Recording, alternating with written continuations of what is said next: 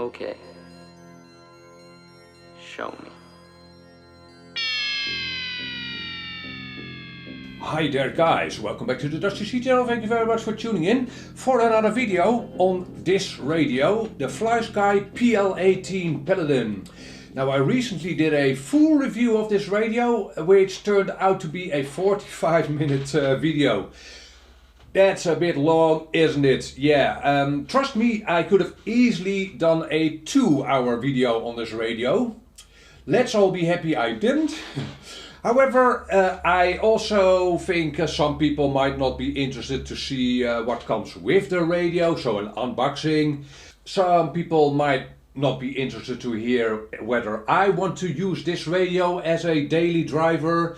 So in this video I'm simply gonna review it, pros and cons. So a short review. If you want more information about this radio, I'll have a link up here to my full review. And yeah, that's basically it. So let's dive into it. Here's my condensed review of this PL18 from FlySky. Okay, even though this is not a how-to video, I want to show you a couple of things of the user interface.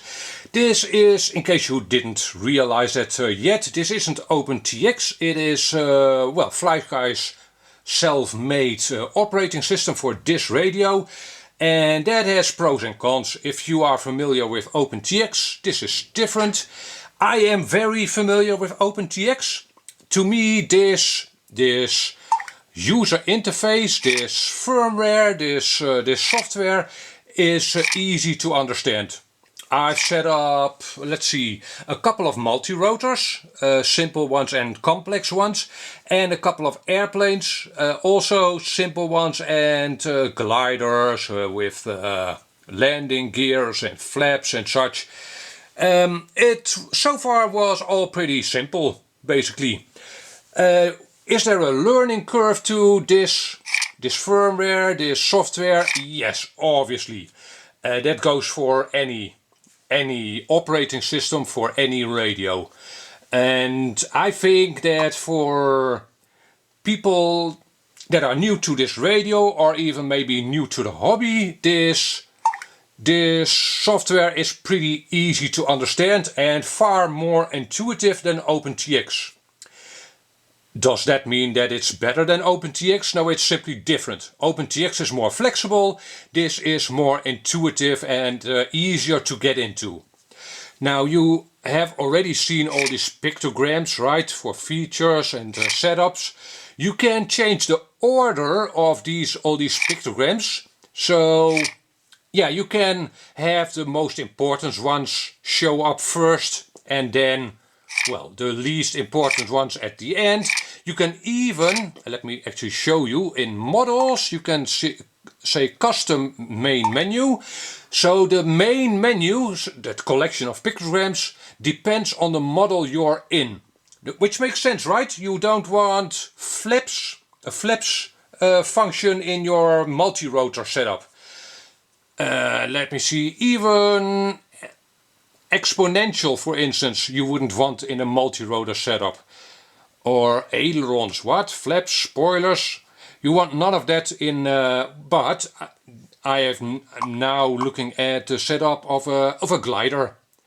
So in this custom main menu, I do want exponential, and as you can see there are checkboxes. You can enable or disable all those pictograms for the main menu, and you can reorder them. As you can see, I've got the display servos as my first option, and if I want to move that down, I click, well, move down or move up, right? And that's the first feature I want in all my setups, so that I can check if all the sticks and all my switches have the right setup. Right? Now, I am still relatively new to this radio, but I had no trouble at all setting up flaps, as you can see on this slider on the right. And I've even gone as far as to mix in elevator If you are into airplanes, you know what I mean. If you extend the flaps downwards, you want a bit of down elevator as well. But for my first flights, especially, I've set that mix up on a switch. This switch over here, 2-position switch, governs whether that mix is active or not. As you can hopefully see, the elevator doesn't move. If I change the flaps now, hope that's visible. However, if I engage that mix with this knob, like so, now the elevator moves when I change the flaps position. So that's, that was pretty easy to do. Can I show you how I did that? Yeah, again, it's not a how-to this video, but I've got one mix set up, one linear mix, I think. Yeah, it's this one, linear mix 1, from knob VRE, which is a slider on the right, to elevator. And it's now off, as you can hopefully see. It's a bit hard to see probably, it's red on black, but with the knob pressed inwards that mix is off. Now it's on. I hope that's visible. Pretty easy. Now I might do how-to videos on setup for airplanes, multi-rotors, etc. in this radio. To me it's pretty simple, but that might be because I'm familiar with a lot of radios. Could be. So again, I might do a couple of how-to videos on this firmware, on this software for the Paladin radio. Okay, what do I like and dislike about this FlySky Paladin radio? I like its form factor. I like the weight. It's not very heavy. For my liking, it could have been a little heavier, but it's a medium weight transmitter, I'd say.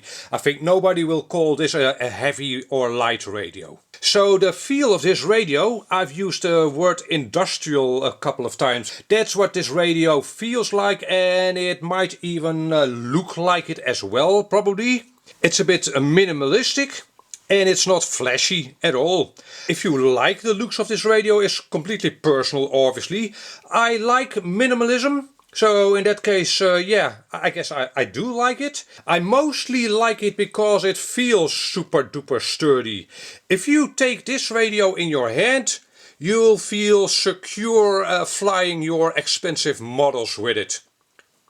At least it won't make you feel insecure because of how it feels, if that makes any sense. Then there are the sticks. And before I go on, I should tell you that I wasn't given this radio for free by Banggood. There is a link in the description to the product page for this radio at Banggood, but I wasn't given it for free. I didn't even get a price reduction. So just so you know, if you think I'm being too positive about the radio, these sticks are the most precise sticks I've had in any radio so far. If you are familiar with the Nirvana radio from FlySky, you know that that radio has very precise sticks, gimbals. These ones are probably just a bit more precise still. If I hook up my quadcopter to Betaflight and look at the stick movements, the sticks are at least this stick and the yaw are always at exactly 1500. Not almost, they don't jitter at all, never. They are always at 1500. The range of each stick is always 1000 to 2000, unless you change the endpoints, of course. But the stock endpoints are always exactly 1000 to 2000 for every stick. Even if you apply as much pressure on the stick as you physically can, that value does not change at all.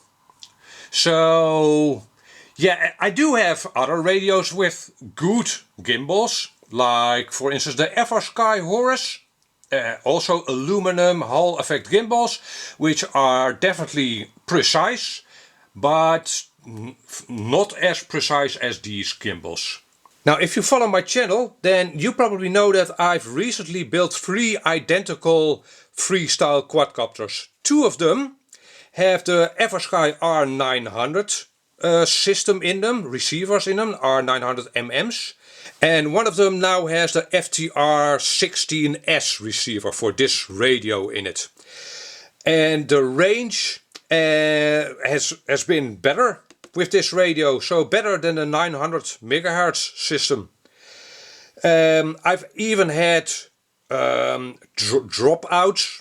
For instance, if I'm flying behind metal buildings with the R900 systems, whereas I didn't with this radio.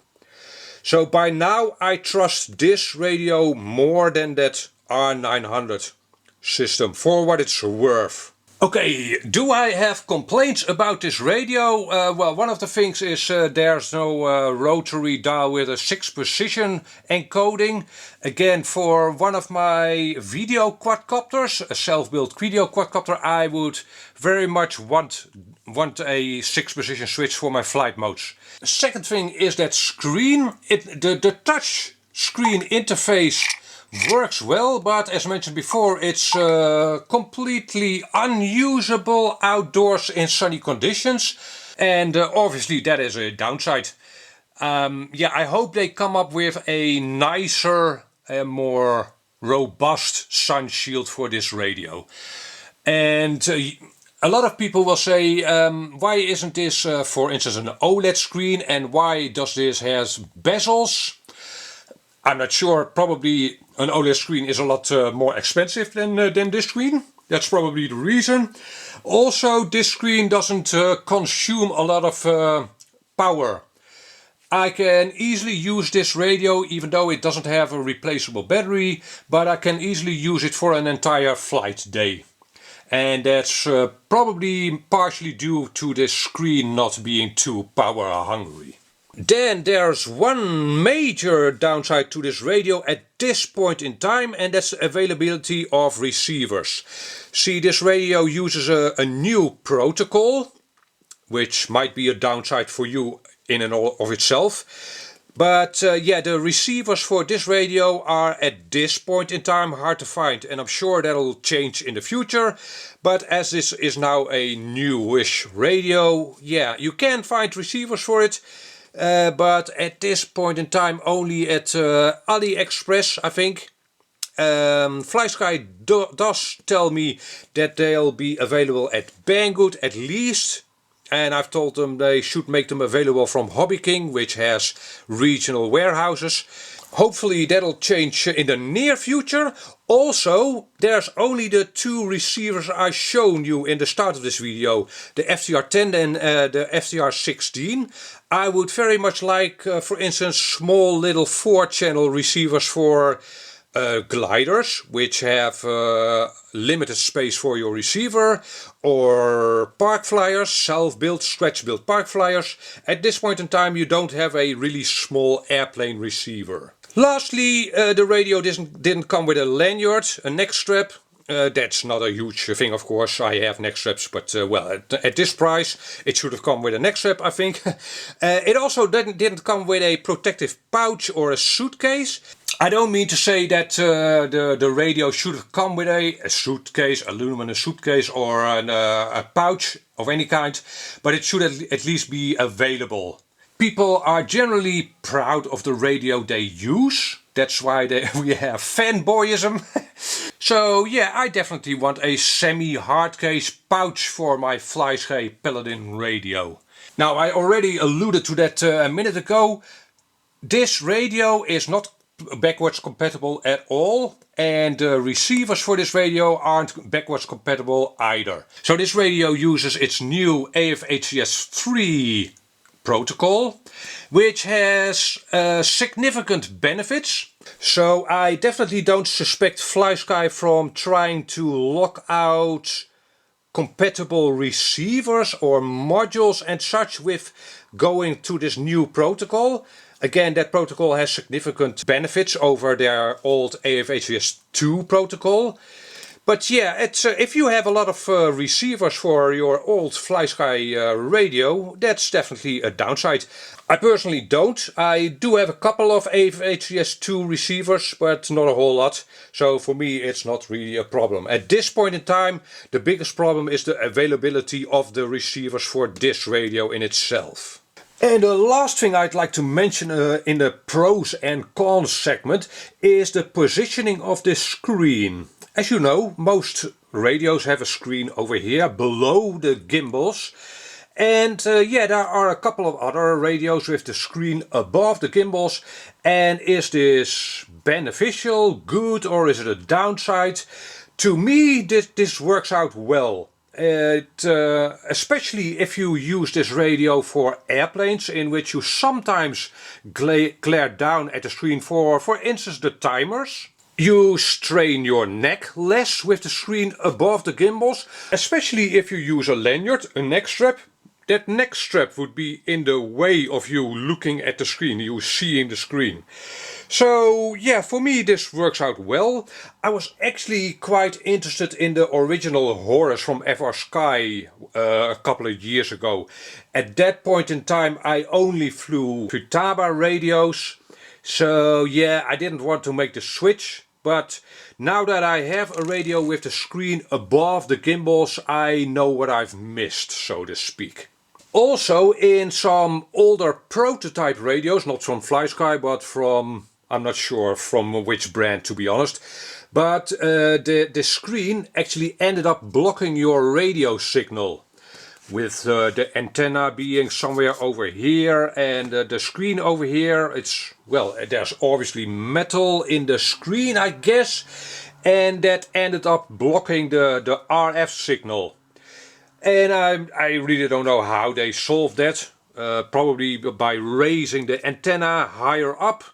But it's not an issue in this radio at all, even when I'm flying dead behind myself. So with the screen potentially blocking the signal and myself, my body blocking the signal, I have good reception. So yeah, however they solved it, they solved that issue. So again, that was my short review of this PL18 from FlySky.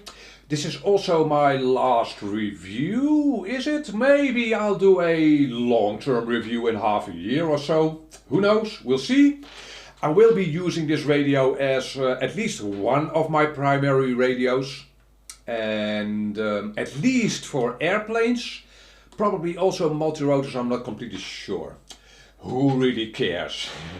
Yeah. Other videos on this radio, I might do technical videos about the radio or how-tos. Maybe about its receivers or sensors or telemetry sensors. So if you are interested, I might already have videos like that. Once you see this video, I'll have a link up there to my playlist about this radio and its accessories. If you're interested. And if you are left with questions anyhow, leave a comment down below. I'll be happy to answer you. Catch you on the next video. Bye bye.